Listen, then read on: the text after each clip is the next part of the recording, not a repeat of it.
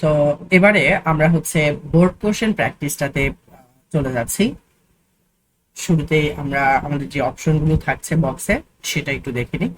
It dear as soon as was born, first dot dot like, let alone, would rather, had better, what does dot dot look like, have to, has two.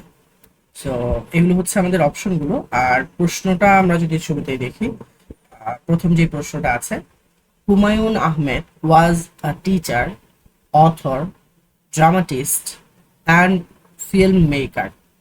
অর্থাৎ হুমায়ুন আহমেদ একজন শিক্ষক, লেখক, নাট্যকার এবং film তৈরি করেন তিনি। He dash on 13 November 1948। অর্থাৎ তিনি 1948 সালের 13 নভেম্বর ড্যাশ করেছেন। তাহলে তিনি 1948 সালের 13 নভেম্বর কি করতে পারেন? আমাদের অপশনগুলো অনুযায়ী আমরা কিন্তু একটাই পাচ্ছি, সেটা কি? Was born. সেক্ষেত্রে আমাদের অ্যান্সার দাঁড়াচ্ছে কি? Humayun Ahmed was a teacher, author, dramatist and filmmaker. He was born on 13 November 1948। আমরা পরবর্তী প্রশ্নে চলে যাচ্ছি। I dash resign my job than tolerate injustice। আমরা কিন্তু এখানে দেখতে পাচ্ছি যে দেন আছে, তারপরের অংশটা পড়ি। I have moral courage to raise voice against injustice। অর্থাৎ আমার নৈতিক সাহস রয়েছে টু রেইজ ভয়েস, আমার কণ্ঠ বা আমার কথা বলার, এগেইনস্ট ইনজাস্টিস, অন্যায়ের বিরুদ্ধে। তার মানে অন্যায়ের বিরুদ্ধে কথা বলার সাহস আমার রয়েছে। তাহলে আমরা যদি একটু এবার খেয়াল করি, দেনের এখানে বলছে I dash resign my job, আমার চাকরি ছেড়ে দেয়া গেল একটা, রিজাইন মাই জব। একটা হচ্ছে কি টলারেট ইনজাস্টিস, অন্যায়কে মেনে নেওয়া বা অন্যায় সহ্য করা। তাহলে এই ড্যান কি করলো? এই দুইটাকে যুক্ত করলো এবং এখানে আমরা দেখতে পাচ্ছি যে I dash resign my job than tolerate injustice. অর্থাৎ অন্যায় মেনে নেওয়ার চেয়ে বরং আমার চাকরি ছেড়ে দেয়াই শ্রেয়। তাহলে এখানে কিন্তু আমরা দেখতে পাচ্ছি দেন রিজাইন মাই জব এবং টলারেট ইনজাস্টিস এর মধ্য থেকে রিজাইন মাই জবকে প্রেফারেন্স দিচ্ছে, আর অর্থটাও বরং এর আসছে। সেক্ষেত্রে আমরা কিন্তু অ্যান্সার হিসেবে নিতে পারি কি? Would rather. অর্থাৎ I would rather resign my job than tolerate injustice. আমরা পরের প্রশ্নে চলে যাচ্ছি। সন বলছে ফাদারকে ড্যাশ আ স্যাটেলাইট ড্যাশ। তার মানে একটা স্যাটেলাইট সম্পর্কে প্রশ্ন করছে। বাবা জবাব দিচ্ছে I have heard of it, আমি স্যাটেলাইট সম্পর্কে শুনেছি। হিয়ার থেকে এসেছে হার্ড, শুনেছি। But I never got a chance to see it. তার মানে অবশ্যই বাবাকে প্রশ্নটা এমন কিছু করেছে যা জবাব দেওয়ার জন্য বাবার স্যাটেলাইট দেখা প্রয়োজন। তার মানে বোঝাই যাচ্ছে যে ছেলে স্যাটেলাইট দেখতে কেমন, প্রশ্নটা এমনই করেছে। সেক্ষেত্রে আমাদের অ্যান্সার দাঁড়াচ্ছে কি? What does a satellite look like. পরবর্তী প্রশ্নটা দেখতে পাচ্ছি। Dash the weather dash, it is very windy, none should go out. আচ্ছা, বলছে আবহাওয়া কেমন। আচ্ছা, আবহাওয়া কি দেখতে কেমন এরকমটা আমরা জিজ্ঞাসা করি, নাকি আবহাওয়ার অবস্থা সম্পর্কে জানতে চাই? বলেছে ইট ইজ ভেরি ওয়াইন্ডি, বাইরে অনেক বেশি বাতাস। নান শুড গো আউট, কারোরই বাইরে যাওয়া উচিত না। তার মানে আমরা দেখতে পাচ্ছি যে আবহাওয়ার বৈশিষ্ট্য সম্পর্কে বলেছে। সেক্ষেত্রে আমরা কিন্তু অ্যান্সার হিসেবে নিতে পারি what's the weather like, it is very windy, none should go out. আমরা পরবর্তী প্রশ্নে চলে যাচ্ছি। We informed the police dash the incident took place. তার মানে আমরা পুলিশকে জানিয়েছি, আর বলছে কি দ্য ইনসিডেন্ট টুক প্লেস, ঘটনাটি ঘটেছে। টুক প্লেস মানে কি? কোনো কিছু ঘটা। হ্যাঁ, তাহলে দ্য ইনসিডেন্ট, ঘটনাটি ঘটেছে। আর কি বলছে যে আমরা পুলিশকে জানিয়েছি, but the police did not arrive even after 2 hours, কিন্তু পুলিশ 2 ঘন্টার পরও আসেনি। যাই হোক, আমরা যদি এখানে একটু খেয়াল করি, দেখতে পাচ্ছি যে একটা ঘটনা ঘটছে আর বলছে কি পুলিশকে জানানো হয়েছে। তার মানে ঘটনা ঘটতে না ঘটতেই পুলিশকে জানানো হয়েছে, এরকম মিনিং কিন্তু আমরা এখানে দাঁড় করাতে পারি, রাইট? আর কোনো একটি ঘটনা ঘটতে না ঘটতেই আরেকটি ঘটনা ঘটলে সেক্ষেত্রে কিন্তু আমরা ফিল ইন দ্য ব্ল্যাঙ্কসে অ্যাজ সুন অ্যাজটা ব্যবহার করতে পারি। সেক্ষেত্রে আমাদের অ্যান্সার দাঁড়াচ্ছে we inform the police as soon as the incident took place. আশা করি আমরা সবাই এই পর্যন্ত ক্লিয়ারলি বুঝতে পেরেছি।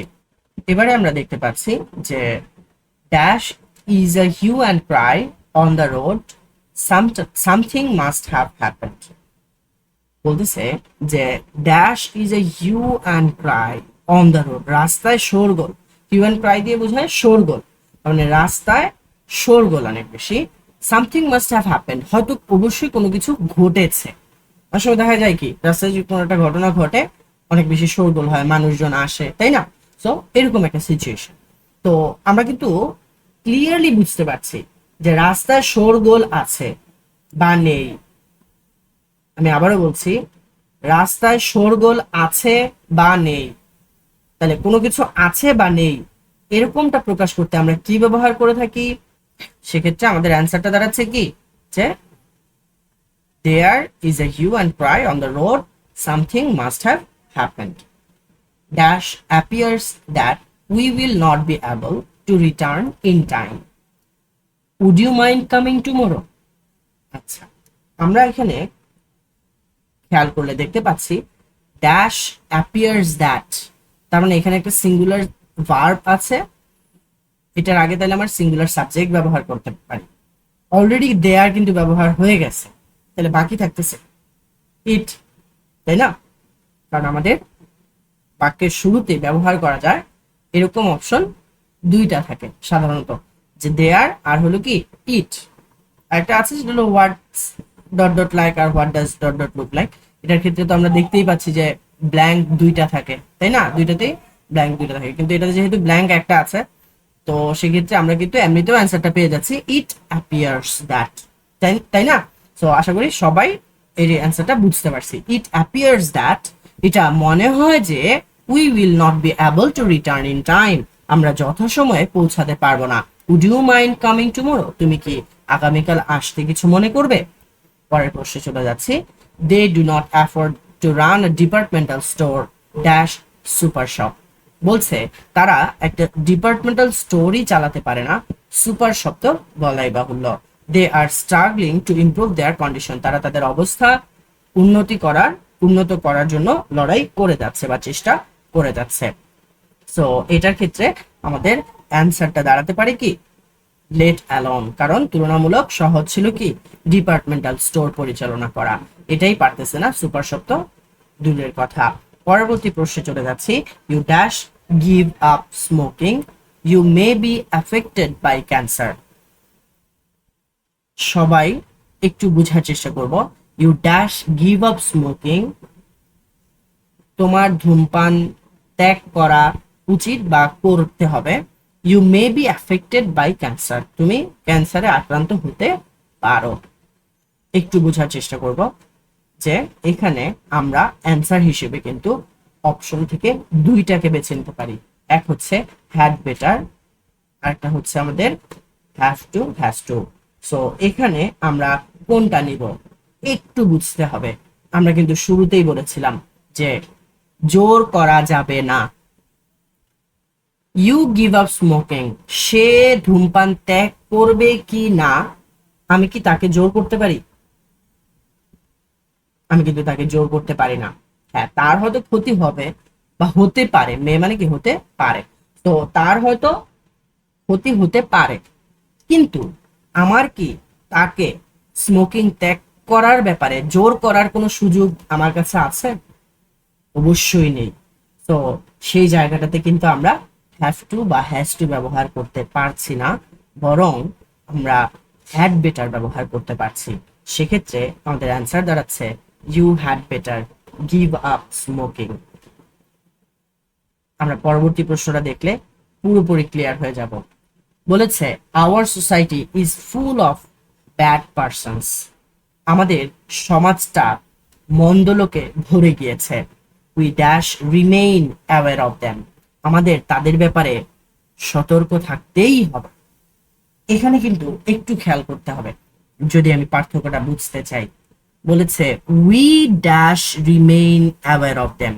আচ্ছা, আমরা কি নিজেরা নিজেদেরকে জোর করে কিছু একটা বলতে পারি না যে আমার ওই জায়গাটায় যেতেই হবে, আমার এই কাজটা করতেই হবে, তাই না? কিন্তু তাকে কিন্তু আমি জোর করতে পারি না, কারণ সে স্মোকিং গিভ আপ করবে কিনা আমি তাকে জোর করতে পারছি না। বাট এই যে we remain aware of them, আমাদের তাদের ব্যাপারে কি সতর্ক থাকতেই হবে, আদারওয়াইজ আমাদের কি হতে পারে, ক্ষতি হতে পারে, বিপদ হতে পারে। সো এই জায়গাটাতে কিন্তু আমরা উই হ্যাভ টু বা হ্যাজ টু ব্যবহার করতে পারি। তো এই উই একটা প্লুরাল সাবজেক্ট, তাই আমরা হচ্ছে হ্যাভ টু ব্যবহার করব। সেক্ষেত্রে আমাদের অ্যান্সার দাঁড়াচ্ছে we have to remain aware of them. আশা করি আমরা সবাই প্রত্যেকটা প্রশ্ন খুব ক্লিয়ারলি বুঝতে পেরেছি। সো সবাইকে থ্যাংক ইউ ক্লাসে জয়েন করার জন্য।